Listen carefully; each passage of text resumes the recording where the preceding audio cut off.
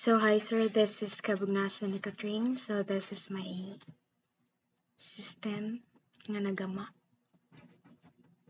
First is malagin sa ta sir. Humana to login sir, kay automatic shot to sa dashboard. So man siyang dashboard. Og diri na to makita ang navigation bar, na diri ang title which is ang library management system. Mao na ang features which is ang category nga books, users, borrowing, then reports. So wala pa man tay naad nga books or ug moad ta nga books, may makita diri nga total of pila pa available nga books. Wa pa man tay na borrow, so zero pa na siya. Diri ta sa books. Okay, so moad ta og new books, any title ra like Stitch. Author, ako ang author. Ay, ako. Literal. So, inira na siya.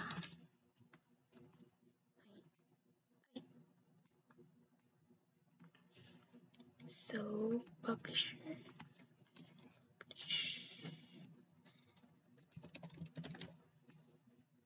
Era. Publication year. The 1. Total copy. 2. Self-location. Then, add book. Okay. Ara. Ano siya ang atong na-add karon nga new book. So, there is a users is maatag new user. Okay, ilisa na to ang admin o student. Then, kani student 1, 2, 3. Full name ni Catherine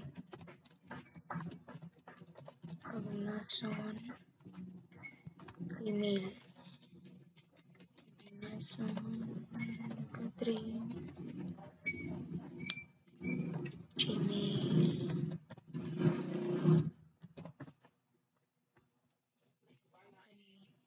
Student.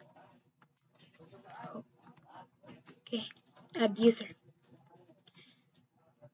Okay. Okay, so na natin na-add nga user. Dayon, kung diri sa borrowing,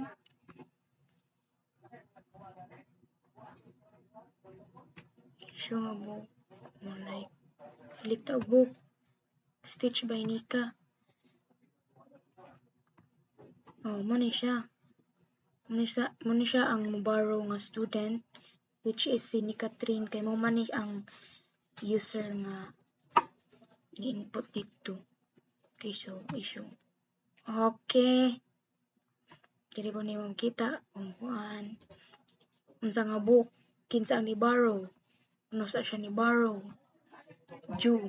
Ano sa niya kano sa niya gihulam.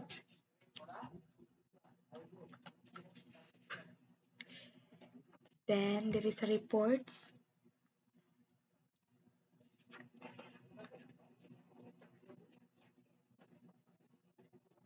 Okay, so diri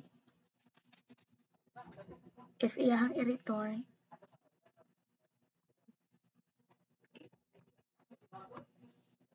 ito sa okay.